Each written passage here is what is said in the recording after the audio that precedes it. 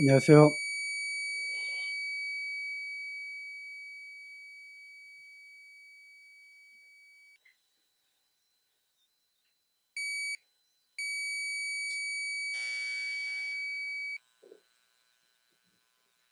네, 지난번에 말씀드린 대로 시간이 될 때마다 교회 공동체 안에서의 생활이라고 하는 주제로 실질적으로 우리가 지역교회 안에서 우리가 행하고 실천해야 될 그러한 내용들에 대해서 교제를 시작을 했습니다. 다음 같은 내용들을 다룬다고 했고요. 먼저는 8번에 나오는 지역교회 공동체 안으로 어떻게 영접이 되어지는가 하는 영접 부분과 그 다음에 교회의 거룩을 유지하고 또한 연약한 또 범죄 가운데 있는 성도들을 또 근실하게 다시 세우기 위해서 징계하는 이러한 부분들에 대해서 교제를 나눴습니다. 이제 오늘은 1번부터 또 순서대로 또는 순서에 관계없이 시간이 될 때마다 이러한 내용들을 다루기를 원합니다. 오늘의 주제는 지역교회에 관한 내용입니다. 우리는 신약교회의 원리를 많이 들었기 때문에 잘 알고 있다고 생각을 합니다. 하지만 여기에 말씀대로 또 내가 많은 증인 앞에서 내게 들은 바를 충성된 사람들에게 부탁하라. 저희가 또 다른 사람들을 가르칠 수 있으리라 라는 말씀처럼 결국 배우고 익히고 또 가르침을 받은 대로 다른 사람들에게 이것을 전하고 또 그들과 어떤 논쟁이 되어졌을 상황이 된다 할지라도 말씀을 근거로 해서 그들을 또 설득시키고 또 전해야 되는 이러한 책임이 우리에게 있습니다. 그래서 우리는 많이 들어서 알고 있다라는 것이 아니라 나도 그렇게 말할 수 있겠는가, 그러한 확신을 갖고 그들을 설득할 수 있겠는가, 또 말로써 그들을 이겨낼 수 있겠는가라는 부분들을 생각하게 된다면 우리가 이런 부분들을 자주 배우는 것도 필요하다고 생각을 합니다. 특별히 우리 새로 침례에 순종하신 새 신자들, 그 다음에 우리 청년들, 이러한 분들은 잘 듣고 나도 저와 같은 말을 할 수 있어야 되겠다. 나도 저러한 내용들을 가르칠 수 있게 되었다라는 데까지 나아가야 한다는 것입니다. 그 밑에 사도행전 17장에 있는 말씀을 보면 베레아 사람은 데살로니가에 있는 사람보다 더 신사적이어서 간절한 마음으로 말씀을 받고 이것이 그러한가 하여 날마다 성경을 상고함으로 그 중에 믿는 사람이 많이 있고, 그래서 과연 그러한가, 교회 가운데서 우리가 강단을 통해서 또 그룹마다 성경 공부 시간들을 통해서 전해지는 또 같이 교제를 나누고 있는 어떤 주제, 어떤 내용들이 과연 그러한가 하면서 성경을 날마다 상고하고 연구하고, 그래서 우선은 자기 스스로가 확신을 갖고 있어야 하는 것입니다. 날마다 성경 말씀을 상고해야 하는 것이죠. 자, 오늘은 지역교회에 관한 내용입니다. 시간이 또 많이 제한되어 있기 때문에 슬라이드에 있는 그런 성경 말씀을 토대로 해서 쭉쭉 진행하기를 원합니다. 교회라고 하는 이 단어가 언제 시작이 되었는가? 그것은 구약에는 교회라고 하는 단어가 나오지 않습니다. 단지 어떤 이스라엘의 그런 예표를 통해서 또 그림자를 통해서 교회의 어떤 모습을 우리가 볼 수는 있지만 교회라고 하는 그러한 단어 자체를 사용한 것은 구약에 한 번도 나와 있지 않습니다. 첫 번째 사용된 것은 바로 마태복음 16장 18절이죠. 복음서에 단 2번 교회가 나옵니다. 하나는 여기에 나와 있는 우주적인 교회에 대한 그런 부분이고요. 또 하나는 18장에 나오는 지역교회에 관한 그러한 부분입니다. 잘 아시는 대로 제자들을 모아놓고 사람들이 나를 누구라 하느냐 했을 때 사람들이 더러는 엘리야요, 또 세례 요한이요, 예레미야나 선지자 중에 한 사람이라 하더이다. 그러면 너희는 나를 누구라 하느냐 했을 때 베드로가 이렇게 고백을 했죠. 주는 그리스도시요 살아계신 하나님의 아들이십니다. 이렇게 정확한 그러한 답변을 하게 됩니다. 잘 맞췄다, 잘했다. 하지만 그것을 알게 하신 분은 너 스스로 그것을 안 것이 아니라 하나님으로부터, 하나님께서 그것을 알게 하지 아니하시면 너희들조차도 알 수 없는 것이다 하면서 본인 스스로가 바로 그리스도시요 하나님의 아들이심을 확증해 보이셨습니다. 그리고 나서 이 말씀을 하셨죠. 내가 이 반석 위에 내 교회를 세울 것이다. 그것은 결코 사단이나 이 음부의 권세가 결코 이기지 못할 것이다. 여기에 처음으로 교회라고 하는 단어가 나옵니다. 이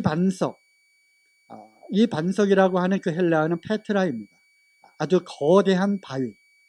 그리고 실제로 요르단에 가면 페트라라고 하는 아주 좁은 협곡 속에 큰 그런 바위를 깎아 만든 그러한 도성이 있습니다. 어떤 사람들은 이 반석을 베드로가 고백을 했다 해서 베드로라고 하는 그 반석 위에 교회를 세운, 그래서 로마 카톨릭의 어떤 정당화시키는 그러한 또 말씀으로 사용을 하고 있습니다. 그렇지 않습니다. 베드로라고 하는, 게바라고 하는 그 베드로는 페트로스인데 그 단어는 조약돌이라고 하는 뜻입니다. 그래서 베드로는 페트로스, 너는 조각돌이다. 나는 너의 그러한 고백, 바로 이 믿음의 고백, 주님은 그리스도이십니다. 주님이시야말로 살아계신 하나님의 아들이십니다 라고 하는 그 고백, 그것이 든든한 믿음의 반석이 된다고 하는 것이죠. 그 위에 내 교회를 세울 것이다. 이 당시에는 미래형으로 쓰여졌죠. 복음서 당시에는. 그래서 아직까지도 그 당시까지도 교회가 세워지지 않았습니다. 여기에 나오는 이 교회는 헬라어로 에클레시아라고 하는 단어죠. 에크라고 하는 것은 무엇으로부터, 영어로는 out of 이런 뜻을 갖고 있고요. 또 헬라어 칼레오는 부르다, 불러내다 이러한 뜻을 갖고 있습니다. 그래서 에클레시아, 즉 교회라고 하는 뜻은 헬라어 원어상으로 무슨 뜻을 갖고 있느냐, 바깥으로 불러냈다고 하는 것입니다. 그러므로 교회는 그 단어 자체가 바깥으로 불러내어진 모임, 바깥으로 불러내어진 모임. 그래서 세상으로부터 불러내어서 예수 그리스도를 주님으로 고백한 사람들, 예수 그리스도를 참되게 믿는 신자들, 그 모임, 그 무리, 그것을 교회라고 합니다. 오늘날에는 교회를 무슨 뜻으로 사용을 하고 있죠? 건물이나 이런 뜻으로 처치라고 하는 교회를 사용합니다. 하지만 교회는 결코 장소, 어떤 건물이 결코 아닙니다. 여기서 사용했을 때 교회는 모임입니다. 무리. 그래서 영어로 하면 assembly라고 하는 그 영어로 표현한 것이 훨씬 더 성경적인 것입니다. 에클레시아를 영어로 굳이 번역한다면 assembly 또는 congregation, 회중 이렇게 번역을 하는 것이 옳습니다. 교회의 시작은 바로 예수님께서 아까 그 말씀을 하신 후에 교회를 이제 세울 것이다. 언제 이것이 세워졌느냐? 바로 오순절날 성령께서 강림하셔서 그리스도인들 안에 거할 때부터 시작을 했습니다. 예수님이 이제 십자가에서 돌아가시고 3일 만에 부활하셨습니다. 또 제자들과 많은 사람들에게 그 부활을 확증해 보이시고 이제 하늘로 올리우셨습니다. 그러면서 기다리라고 했어요. 제자들에게 내가 다시 너희에게 선물을, 은사를 줄 때까지 기다리라. 바로 그 선물은 바로 성령님이었습니다. 또 요한복음에도 계속 다른 보혜사를 보낼 것이다. 그는 진리의 영이다. 그가 나를 진리 가운데로 그가 너희들을 진리 가운데로 인도하실 것이다 라고 하는 바로 이 성령님이 오순절날 오셨습니다. 그래서 잘 아시는 대로 사도행전 2장 이 내용이 그것이죠. 오순절날이 이미 이름에 저희가 다 같이 한 곳에 모였더니, 그러면서 위에서 뭐 바람이 불면서 불의 그 혀 같은 것이 갈라진 것이 제자들의 그 머리 위에 이렇게 내린 것을 보았습니다. 그것이 바로 성령이 처음으로 온 세상에 이렇게 임하게 된 그런 사건이죠. 이것을 성령 강림이라고 이야기를 하기도 합니다. 그들이 다 성령의 충만함을 받고 성령이 말하게 하심을 따라 이제 각 나라의 그 방언으로 말하기 시작을 하죠. 각 지역, 각 지방에서, 각 나라에서 온 사람들이, 유대인들이 바로 그 성전에 모여서, 왜냐하면 오순절은 7대 절기 중에서도 또 3대 절기에 속한 것이고, 예루살렘에 와서 또 그 제사를 드리는 그러한 절기였습니다. 그래서 많은 지방에서, 많은 나라에서 유대인들이 오게 되었고, 그들이 자기네가 태어나서 자란 그 지방의 말을 듣게 되면서 도대체 이것이 어떻게 된 사건이냐, 어떻게 이런 일이 일어날 수 있느냐, 그리고 그들이 말하는 그 방언의 내용을 들어보니까 예수 그리스도가 바로 주님이시다, 그리스도시다, 그분이 죽음 가운데서 부활하셨다라고 하는 것을 쭉 말하는 것을 듣게 됩니다. 이것이 오순절 성령 강림 사건이고요. 그 밑에 그 말을 받은 사람들은 세례를 받음에 이날의 제자의 수가 3,000이나 더하더라. 처음에는 약 120명의 그 문도라고 그러죠. 그들이 오순절날 다락방에서 기도하고 있었던 그들이 최초의 이제 예루살렘 교회가 된 것이고, 그들 가운데 바로 3,000명이 더해지게 되는, 그래서 예루살렘 교회가 시작이 됩니다. 주께서 구원받는 사람을 날마다 더하게 하시니라. 우리 개역 성경에는 이것이 빠져 있지만 킹제임스 성경에는 교회에 더하게 하시니라라고 해서 교회가 거기에 있는 것을 보게 됩니다. 이러한 세세한 부분까지 보면 역시 킹제임스 성경이 참 그 영적인 그러한 우수성을 우리가 또 보게 되죠. 교회는 바로 주님이 승천하시고 오순절날 성령이 강림하심으로 교회 시대가 열리게 되었습니다. 이 이스라엘 백성들에게는 또 구약 시대에는 교회라고 하는 것은 감추어진 비밀이었어요. 그리스도도 비밀이었고, 그리스도를 통해서 탄생하게 된 교회 역시 또 다른 하나의 비밀이었습니다. 그들에게는 눈이 가려져서 보지를 못했어요. 왜냐하면 유대인들은 자기네들이 선택받은 선민이라고 생각을 하고 있었고, 하나님의 율법과 약속을 받은 유일한 민족이라고 생각을 했기 때문에 바로 메시아를 기다렸고, 그 메시아가 오시면, 즉 왕이 오시면 여기에 바로 하나님 나라, 유대인의 그 나라가 이제 다시 회복될 것이다, 세워질 것이다 라고 하는 기대, 그거 하나만 갖고 있었어요. 하지만 그들의 눈에는 바로 이 깊은 골짜기 같이 형성되어 있는 교회를 보지를 못했어요. 즉 유대인이나 헬라인이나 남자나 여자나 종이나 자유자나 할 것 없이 누구든지 그리스도 예수를 믿으면 다 구원을 받는, 그래서 우주적인 이 교회가 이루어지는, 그들 역시 율법이 없음에도 불구하고 할례받지 못한 그런 이방인임에도 불구하고 예수 그리스도를 믿으면 누구나 다 교회의 지체가 된다는 사실을 그들은 깨닫지 못했습니다. 하지만 지금은 이제 유대인들이 거절한 그 복음이 이방인인, 마태복음에 그 얘기가 나오죠. 개와 개 같은 이방인이라고 표현을 했고요. 참 할례 없는 자, 율법이 없는 자들에게는, 유대인들에게 있어서는 아주 더러운, 아주 가증한 그러한 족속들로 취급을 받고 있었던 그러한 이방인들에게도 이제 구원을 받을 수 있는 그러한 기회가 열리게 되었습니다. 이 시대를 우리는 교회 시대라고 하죠. 하지만 로마서에 보면은 이방인 수가 충만하게 찰 때까지 유대인들이, 이스라엘이 더러는 아주 완악하게 되어서 그리스도를 아직도 이렇게 거부하고 부인하고 있는, 그러니까 지금은 유대인들이 아직도 거절하고 있지만 이방인된 우리에게 있어서는 은혜의 때고 구원의 날인 것입니다. 교회 시대가 지금도 진행되고 있습니다. 하지만 이게 언젠가는 끝이 옵니다. 이 교회가 교회의 수가 다 채워지게 되면 하늘부터 나팔소리와 함께 천사장의 호령과 나팔소리로 주님께서 공중으로 재림을 하게 되죠. 그때 완성된 교회는 어떻게 됩니까? 공중으로 끌어올려지게 됩니다. 이것을 휴거라고 그러죠. 그리고 나서 이 땅에는 이제 환란이 시작되게 됩니다. 이것이 다니엘에 남은 한 일이고요. 야곱의 대환란이 여기에 일어나게 됩니다. 이러한 내용들은 다음에 다시 또 설명을 드릴 기회가 있을 것입니다. 교회는 예수 그리스도의 강림하심으로 완성이 됩니다. 형제들아, 우리가 너에게 구하는 것은 우리 주 예수 그리스도의 강림하심과 우리가 그 앞에 모임에 관하여 말하는 것이다. 강림하시면 우리가 그 앞에 모이게 되는 것입니다. 우리가 이와 같이 예수 그리스도의 이름으로 이렇게 모이고, 주일에도 모이고 수요일에도 모이고 또 다른 날에도 모이다가 그날에는 주님 앞에 모이게 되는 것입니다.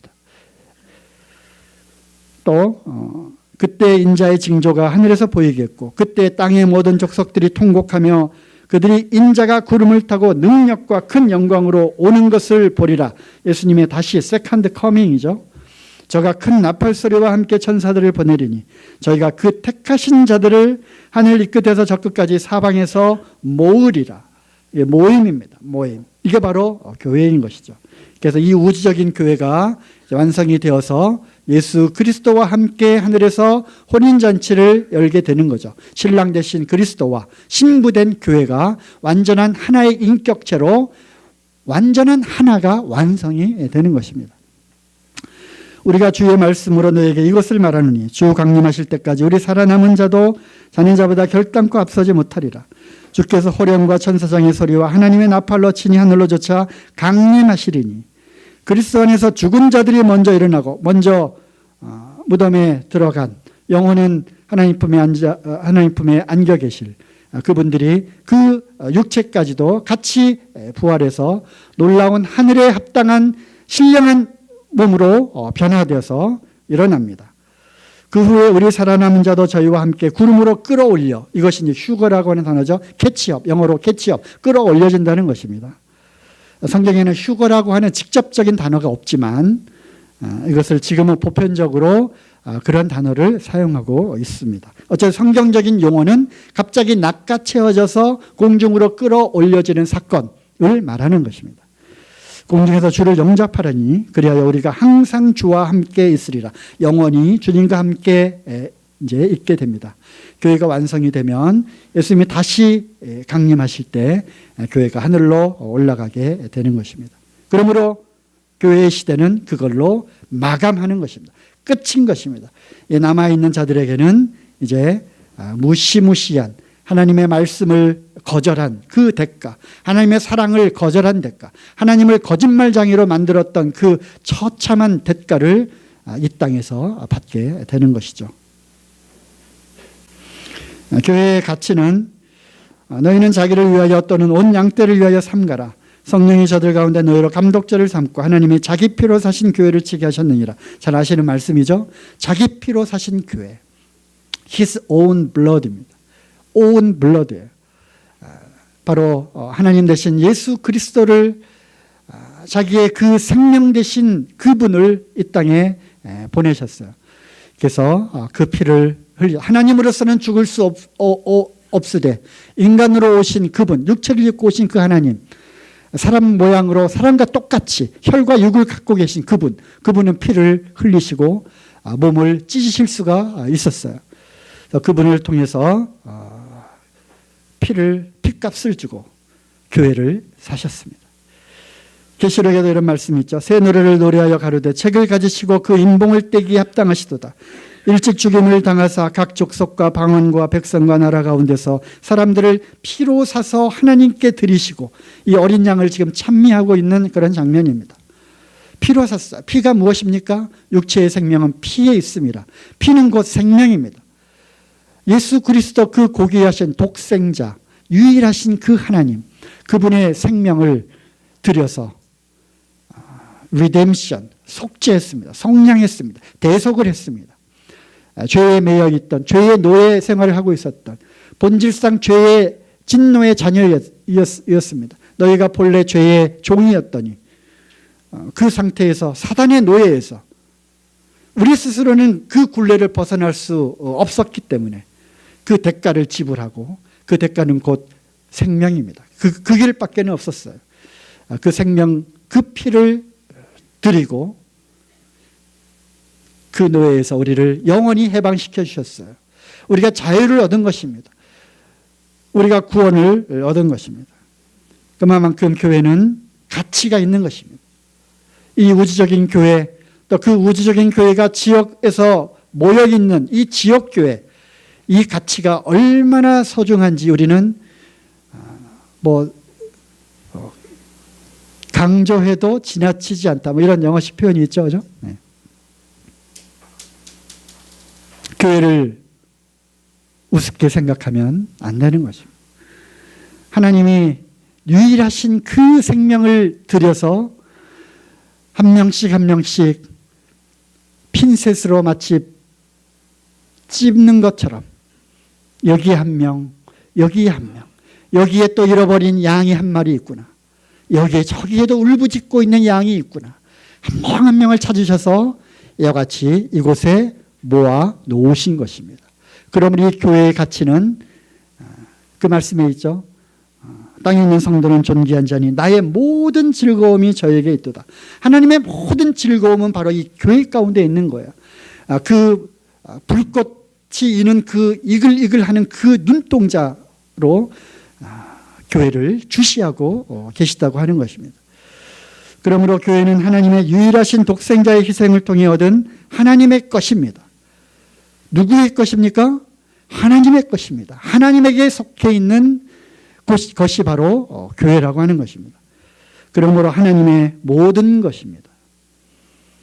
이것이야말로 주 예수 그리스도께서 이 땅에 오셔야만 했던 그 존재의 이유이기도 한 것입니다. 그리고 더 나아가서는 하나님께서 창조하신 하늘과 땅과 이 우주 만물을 창조하신 창조의 목적 또한 교회를 얻기 위한 것이었습니다. 바로 신부를 얻기 위한 것이었습니다. 누구의 신부요? 예수 그리스도. 하나님의 사랑의 짝. 하나님의 사랑의 짝. 그 짝을 통해서 하나님은 사랑을 무한하게 영원히 베풀고 싶으셨던 거예요. 그것이 하나님의 본질이었기 때문에. 그래서 창세 전에 하나님은 계획을 하신 거예요. 창세 전에 계획을 하셨어요. 무엇을? 그리스도를. 그리고 교회를. 그리고 나서 짜잔 땅을 만들고 하늘을 만들고 만드신 거예요. 짜잔. 그리고 나서 사람들이 거기에서 만들어지고 태어나서 살게 된 것이죠. 이런 모든 것들이 우리는 시간축상에서 이렇게 보고 있지만 하나님은 이 모든 것을 한꺼번에 보고 계시는 거예요. 이미 하나님의 시간과 공간을 초월하신 하나님께서는 이미 모든 것 마음속에 그리스도와 교회 이거를 생각하셨던 거예요. 언제부터요? 영원부터. 영원 전부터. 그러므로 교회의 가치는 교회의 가치는 뭡니까? 이거는 말로 표현할 수 없는 그 가치가 있는 거예요. 여러분 그래서 교회를 사랑해야 되는 거예요. 교회를 사랑하는 자, 그는 하나님을 사랑하는 것임을 나타내는 거거든요. 자, 교회의 성격과 기능에 대한 묘사가 참 많이 있습니다. 교회는 한 몸이라고 했고요. 거기에 한 몸에 많은 지체들가 있다. 그 다음에 교회는 또한 건축물, 하나님의 거하실 처소라고 이렇게 표현이 되어 있습니다. 또 하나님의 집이라고 했죠. 교회는 하나님의 가정입니다. 또 그리스도의 신부입니다. 남편과 아내 결혼 제도를 통해서 그리스도와 교회를 설명한 거예요. 그래서 결혼은 아주 신성한 것이어야만 한다는 것입니다. 결혼 제도 그 자체가 바로 하나님께 속한 것이기 때문에, 그리고 그 안에는 그리스도와 교회라고 하는 비밀을 결혼 제도 안에다가 이렇게 숨겨 놓았어요. 그리고 고린도서 11장 2절에 내가 너희를 정결한 처녀로 한 남편인 그리스도께 드리려고 중매한다는 거예요. 중매가 뭐예요? 전도하는 겁니다. 전도하는 거예요. 참 멋진 신랑이 있다. 멋진 신랑이 있다. 그에게로 가지 않겠는가? 소개하는 거죠. 그래서 복음으로 초대하고 생명 가운데로 초대하고 그러는 거예요. 또 양무리, 이것도 잘 아시는 말씀드리니까 이제 지나가겠습니다. 한 무리입니다. 한 무리. 온 양떼라고 했고요. 그래서 개별적으로 한 마리 한 마리 있는 것이 아니라 한 우리 가운데에 든 한 무리, 양떼. 또 이렇게 우리가 교회를 또 표현한 부분들이 있습니다.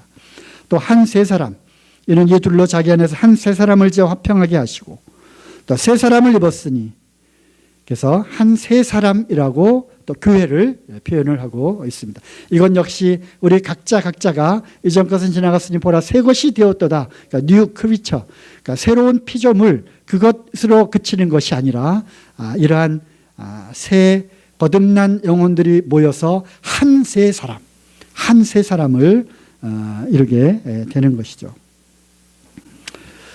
교회에 대한 오해를 이렇게 보면 교회는 건물이 아닙니다. 그래서 오늘날에는 처치 하면 이제 교회, 어디 가냐? 교회 간다. 그 말은 곧 뭔가 어떤 장소를 뜻하는 거죠. 그죠? 장소, 건물을 뜻하는 것이기 때문에 사실 우리는 처치라고 하는 교회라고 하는 단어보다는 어셈블리, 모임이라고 하는 단어를 더 즐겨 사용하기를 원하고 또 그것이 성경적이죠. 하지만 그럼에도 불구하고 많은 다른 사람들에 의해서 교회라고 하는 것이 일반적으로 예수님을 믿는 사람들이 모여 있는 곳 플러스 그 건물, 그 장소를 뜻하는 것이기 때문에 우리가 이것을 섞어서 적절하게 사용하고 또 적절하게 표현을 하면 될 것 같습니다. 또 건물은 성전이 아닙니다. 물질적인 건물이 아니라 영적인 건축물이죠. 분명히 말씀에 이렇게 나와 있어요. 너희가 하나님의 성전이다. 그죠? 누가 성전이라고요? 우리가 하나님의 성전인 것입니다. 그럼 우리는 이렇게 표현하면 안 되죠. 오늘 우리가 성전에 모였습니다. 이렇게 표현하면 안 되는 것입니다. 왜냐하면 우리가 곧 이렇게 성전이니까. 그래서 우리가 모여서 성전이 지금 되었습니다. 이렇게 표현하는 것은 맞지만 너희가 하나님의 성전인 것이다. 그 밑에 말씀도 하나님의 성전과 우상이 어찌 일치가 되려 우리는 살아계신 하나님의 성전이기 때문에 그렇다. 너희는 믿지 않는 자와 멍에를 같이 하지 말라. 빛과 어둠이 하나가 될 수 있느냐? 그건 하나가 섞일 수가 없는 거다. 그리스도와 바알이 하나가 될 수 있느냐? 그리스도와 사단이 하나가 될 수 있느냐? 그럴 수 없다. 그러므로 너희는 믿지 않는 자와 함께 어떤 멍에를 매지 말라. 이거는 몸이 하나로 합쳐지는 것뿐만 아니라 마음과 영이 하나로 합쳐지는 것을 포함해서 하신 말씀입니다. 너희는 믿지 않는 자와 멍에를 같이 하지 말라라고 하는 말씀 가운데는 왜냐하면 이유가 분명히 나와 있어. 왜냐하면 우리는 살아계신 하나님의 거룩한 전이기 때문에 그런 것이다. 그리스도 예수께서 친히 모퉁이 돌이 되셨느니라. 그 안에서 건물마다 서로 연결하여 주 안에서 성전이 되어가고 너희도 성령 안에서 하나님의 거하실 처소가 되기 위하여 예수 안에서 지어져 가느니라. 그래서 지어져 간다는 것. 그러니까 우리가 눈에 보이지 않는 추상적인 개념을 눈에 보이는 건물에 모퉁이 돌이 있고 건물이 하나씩 올라가서 벽이 되고 기둥이 되고 하는 건축물이 완성되어지는 것, 그것에 비유해서 영적인 그러한 건축물, 교회가 세워져 가는 그런 것을 말씀하고 있는 것이죠. 또 교회에 대한 오해 중에 하나는 무교회주의자들이 있습니다. 그러니까 나는 이제 구원을 받았으니까 하나님의 자녀가 되었으니까 혼자서 집에서 예배 드리면 되고 혼자서 말씀 보고 혼자서 기도하면 된다는 이런 사람들이 있는 것을 보게 됩니다. 옛날부터 2000년 전부터 그런 사람들이 있었어요.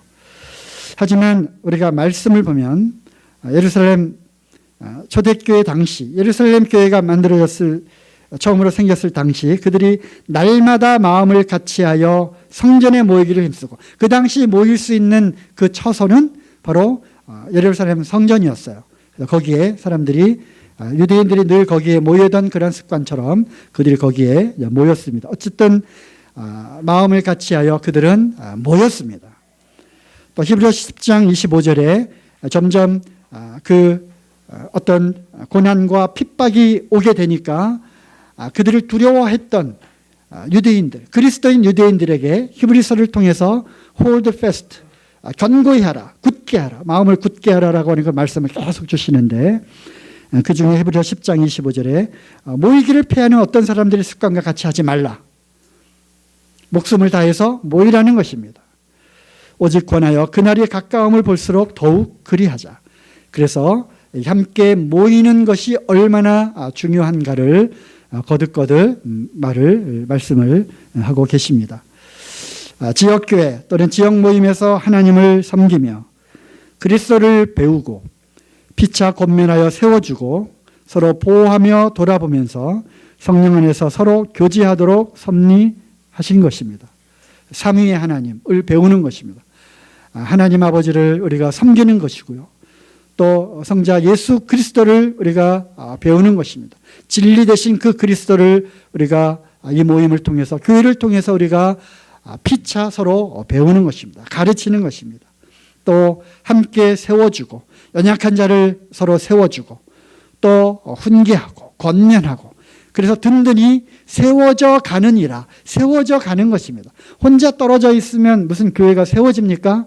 혼자만 서 있을 혼자만 서 있는 거죠. 서 있는 건지 그 자체가 이미 넘어져 있는 상태인지 모르지만 그래서 성령 안에서 서로 교제하도록 하나님께서 그렇게 지역교회를 만들어 놓으셨습니다. 그리고 그 지역교회 안에서 모이도록 그렇게 하셨습니다.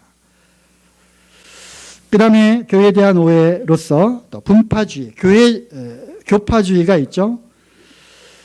교파. 그렇습니다. 늘 우리가 이제 오해를 받고 있는 그런 부분 중에 하나죠. 하나님의 교회는 하나입니다. 그죠? 우주적인 교회는 하나인 것입니다. 무슨 파가 없는 것입니다. 왜냐하면 교회의 주인은 바로 예수 그리스도 한 분이시기 때문에. 고린도전서에도 계속 무슨 파 서로 당을 짓는 일들이 일어났습니다. 그래서 아주 강하게 책망을 했죠. 이는 다름이 아니라 너희가 각각 이르되 나는 바울에게, 나는 아볼로에게, 나는 게바는 베드로입니다. 베드로에게, 나는 그리스도에게 속한 자다 하는 것이니 그리스도께서 어찌 나뉘었느냐? 이렇게 책망을 합니다. 그래서 몸이 하나이다.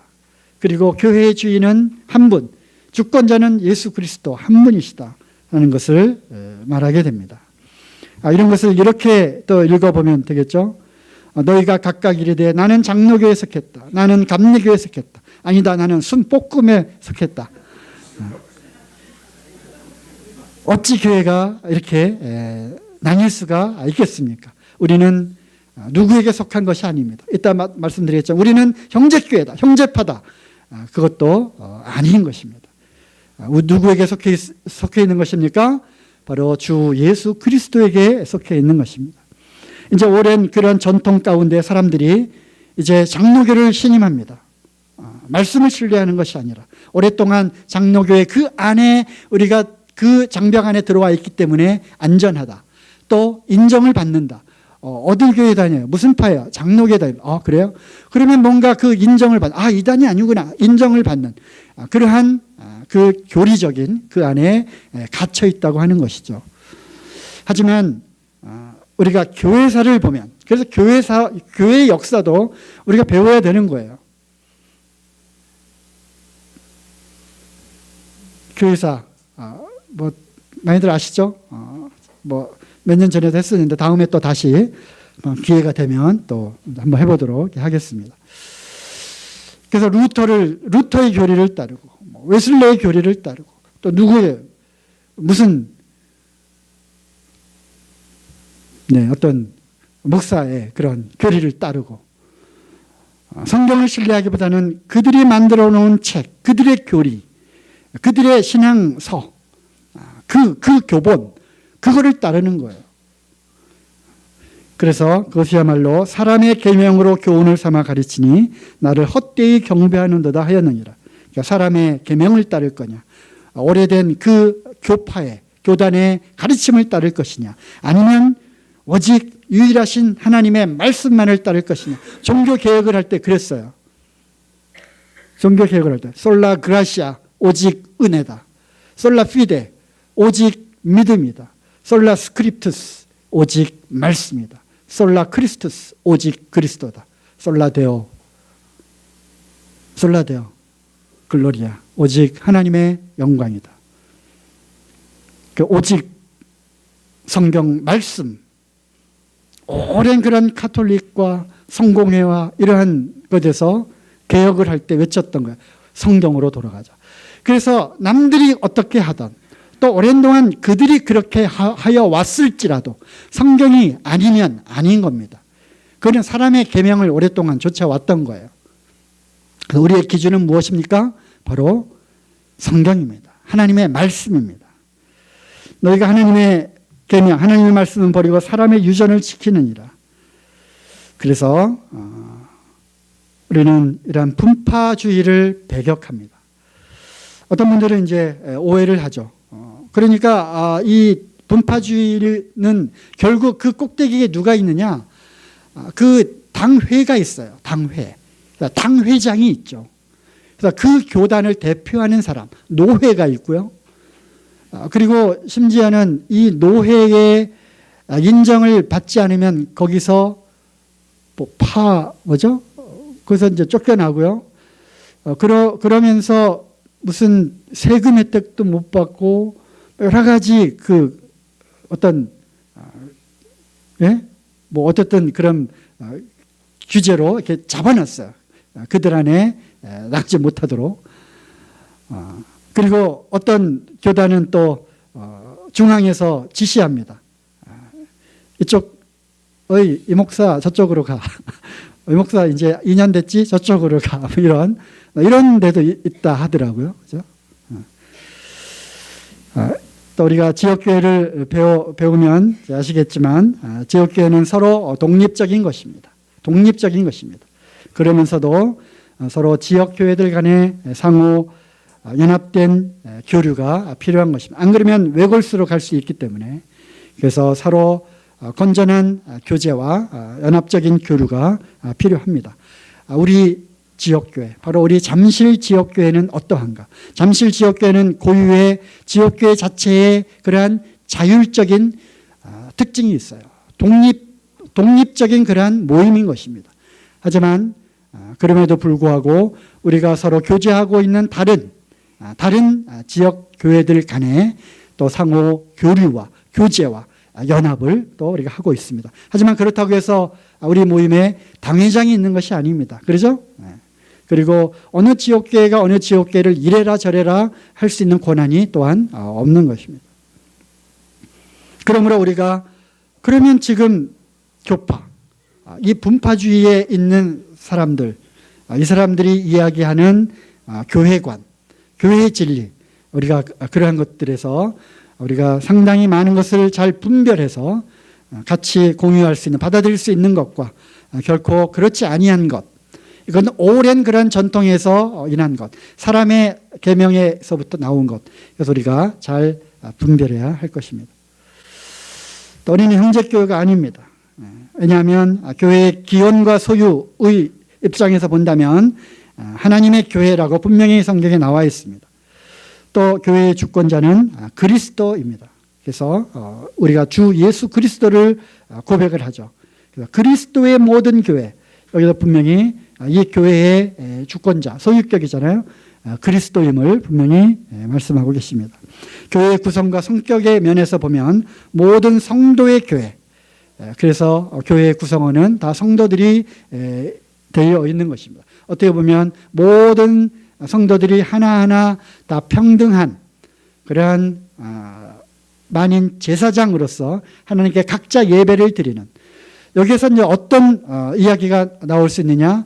우리는 그래서 성직자 제도, 교회 안의 계급주의, 이것이 어디서부터 온 것이냐? 이것의 뿌리는 결국 옛날 고대 그 이방 숭배로부터 온 거예요. 이방 종교로부터 온 거예요. 제사장 의식. 그리고 어떤 피라미드 구조의 높은 이 사람을 통해서 신령한 어떤 신과 교류할 수 있는, 신과 통할 수 있는 이 사람을 통해서 사람들이 이렇게 모이는 거예요.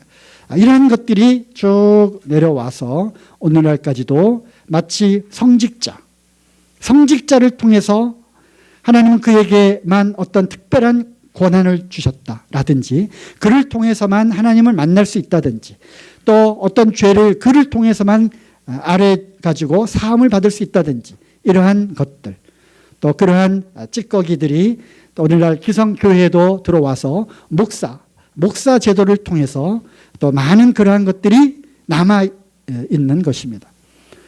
나중에 우리가 이제 장로와 집사 제도에 대해서 배우게 되겠지만, 성경에는 지금 오늘날 하고 있는 1인 목사 이런 제도가 성경에는 있지 않습니다. 우리가 지난번에 책 한 권씩 다 구입하셨죠? 네, 형제 모임과 교회사, 그걸 쭉 읽어보시면 정말 연구 많이 하셨고요. 우리 모임의 입장을 대변하는 많은 그러한 자료들을 모아서 이렇게 좀 쉬운 언어로 잘 설명을 해 놓았어요. 우리 형제 모임, 브레드린이라고 하는, 처음에는 형제들, 또 그들은 그들 스스로가 우리는 형제들의 모임 이렇게 부르지를 않았습니다. 단순히 우리는 브레드린, 형제들이다. 우리는 그리스도인이다. 우리는 그리스도의 제자들이다. 우리는 크리스찬 브레드린이다. 이렇게 불려왔습니다. 하지만 안타깝게도 오늘날 많은 사람들에 의해서 너무나도 넓게, 도대체 이 모임은 어떤 모임이냐고 했을 때 다른 사람들에 의해서 여기는 형제교회다, 브레드린이다라고 하는 그러한, 영어로는 브레드린, 우리말로는 번역하면 형제 모임, 이렇게 되어 있는 그 자체가 안타깝고 서글프지만, 그래서 우리는 뭐라고 부릅니까? 세칭, 꼭 굳이 불러야만 한다면 세칭, 다른 사람들이 우리를 크리스찬 브레드린, 그리스도인 형제들의 모임이라고 부르더이다.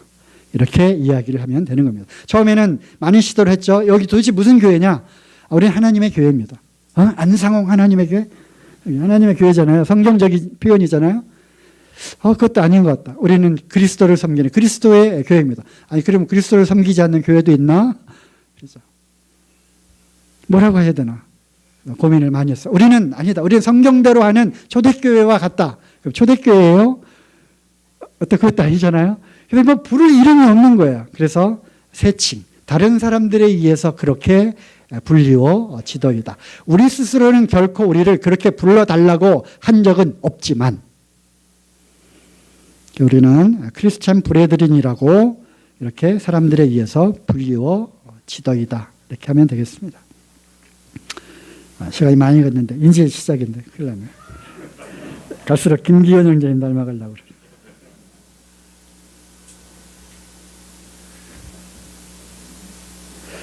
네, 지역교회란 말씀대로 이제 거의 다 했어요. 두세 사람이 내 이름으로 모인 것은 나도 그들 가운데 있느니라. 이것이 복음서에 나와 있는 딱 두 군데 교회라고 하는 단어죠. 아까 하나는 어떤 16장에 나온 거, 우주적인 교회. 이거는 누가 봐도 지역교회를 의미하는 것이죠. 그러니까 지역교회로 모이게 하시는 이유는 밑에 있죠. 섬김. 이거는 실천입니다. 그다음 배움. 복음과 진리의 말씀을 우리는 배워야 되는 거다. 초대교회 때 그랬어요. 사도들의 가르침을 받고 그 다음에 교제하는 것입니다. 이거는 서로 나누는 것입니다. 지역교회가 만나는 장소는 초대교회 때 신자들의 가정에서 모였던 것을 보게 됩니다. 대표적인 말씀들을 이렇게 보면 브리스길라와 아굴라에 보면은 저희 집에 있는 교회도 문안한다, 이런 표현이 있고요. 그러니까 집에 교회가 있었다는 것입니다. 이 집에 있는 교회가 뭡니까? 바로 그 가족들이 구원을 받은 크리스찬이 되었다는 거죠. 네. 무리, 우리가 모임이니까. 그뿐만 아니라 그들이 결국 어디에서 모였어요? 그 집에서 모였다는 것이죠. 그 다음에 룸바와 그 여자의 집에 있는 교회, 또 아키뽀와 내 집에 있는 교회, 이렇게 초대교회 때는 어떤 한 신자의 가정에서 모였던 것을 알 수 있습니다. 그러나 집회를 위해 정기적으로 집을 개방하는 것이 점점점 어려워졌어요. 늘 가능한 것이 아니잖아요. 더욱 숫자가 많아질 때는 뭐 500명, 1000명, 예루살렘에 3000명, 5000명이 더해졌잖아요. 그래서 아무리 부잣집이라도 그렇게 그 집에 다 모일 수 없잖아요. 그래서 무엇이 필요합니까? 모임 장소를 이제 건축을 합니다. 또는 임대를 해서 모이게 됩니다. 모이는 건축물이 반드시 값비싸거나 호화스럽게 지을 필요가 결코 없습니다. 뾰족한 첨탑을 세우고요, 금으로 쳐바르고 결코 그렇게 할 필요가 없는 것입니다. 장소는 단순하고 소박하게 단장하면서 보기에 좋고 매력적이고 청결하게 유지되어야 하는 것이 중요합니다. 또 우리만 있으면 아무도 모르잖아요. 그죠? 지나갈 사람들이나 방문한 사람들이 이곳에 그리스도인의 모임이 있다는 것을 알기 위해서 어떤 표시를 해놓을 필요도 있는 것입니다. 그래서 모임 장소를 어떤 사람들은 이거 교회가 아니잖아요. 그죠? 장소는 그래서 교회당, 또 예배당, 모임 처소, 또 어떤 분들은 집회소 이렇게 부르는 사람도 있습니다. 우리는 보통 예배당이 많이 통용되는 그런 단어이기 때문에 잠실교회 예배당, 잠실모임 예배당 이렇게 모임과 예배당을 때로는 명확히 구분해서 사용을 하기도 합니다. 그래서 이제 뭐 읽어보시면 아시겠고요. 지역교회 이름은 예루살렘에 있는 교회, 또 예루살렘 교회가, 또 그 밑에 유대와 갈릴리와 사마리아 교회가, 또 맨 밑에 보면 안디옥 교회에 이러이러한 교사들이 있었다. 볼 때 각 지역의 이름을 딴 것을 보게 되죠. 그죠? 사도 바울의 서신서에도 갱그레아 교회의 일꾼, 또 고린도에 있는 하나님의 교회, 우리가 고린도 교회라고 부르는 거죠. 마게도니아 교회, 여러 마게도니아 큰 지방에 여러 도시들마다 교회가 있었고요. 갈라디아 여러 교회들, 또 데살로니가의 교회들, 바벨론에 있는 교회들, 또 요한계시록에도 요한이 에베소, 서머나, 보가모, 두아디라, 사데, 빌라델피아, 라오디가 7교회죠. 에서, 보두, 사빌라 뭐 이렇게 외우는 분도 있더라고요. 그래서 주님께서도 직접 이 말씀하셨어요. 어느 지역 교회는 그 지명의 이름을 딴 것이죠. 사랑이 넘치는 교회 이렇게 부른 게 아니라, 진리와 은혜가 충만한 교회 이렇게 부르는 것이 아니라, 소망이 있는 교회 이렇게 부르는 것이 아니라, 얼마나 소망이 없었으면 지역의 이름을 부르는 것이 합당합니다. 네, 어떤 교회를 나갈 것인가? 뭐 당연하죠. 말씀대로 하고 있는 교회인 것입니다. 그뿐만 아니라 오늘날 우리에게 필요한 것은 모여서 섬기고, 섬김과 배움과 교제하기에 수월한, 그래서 가까운 지역교회, 여기가 모이기가 쉽잖아요. 하지만 여기서 말하는 것은 요즘에는 다 뭐 걸어 다니지 않잖아요. 차로 다니고 지하철로 다니고, 그러니까 접근하기 쉬운, 자주 모일 수 있는, 이거는 공간적인 개념이 아니라 마음의 거리인 것입니다. 어떤 사람은 가까이 있어도 마음이 멀어진 사람이 있고요. 그러면 그 마음이 통하는, 그러면서 거기서 잘 섬기고 배우고 교제할 수 있는, 성경대로 하는 그런 모임을 가면 되는 거고요. 비록 거리가 멀다 할지라도 잠실교회가 이러하다, 나는 잠실교회에서 섬기고 싶다, 그러면 멀리서도 올 수 있는 것입니다. 이거는 마지막 시간에 할 주제입니다. 잠실교회를 통해서 하나님이 세우신 이 지역교회 안에서 우리가 하나님 나라를 누리고 또 선포하고 하는, 그런 말 그대로 초대교회와 같은 순수한, 그리고 초대교회의 열정을 갖는 복음 전도처서로서, 또 하나님의 집으로서 우리가 성령으로 충만한 가운데 사랑으로 하나가 되는 그런 지역교회가 되기를 바라고요. 또 오늘 중요한 것은 지역교회의 가치, 이 잠실교회의 가치가 얼마나 크고 중요한 것인지를 다시 한번 깨닫고 정말 몸을 다해 목숨을 다 바쳐 충성스럽게 내가 속해 있는 이 지역교회를 신실하게 섬길 수 있기를 바랍니다. 감사합니다.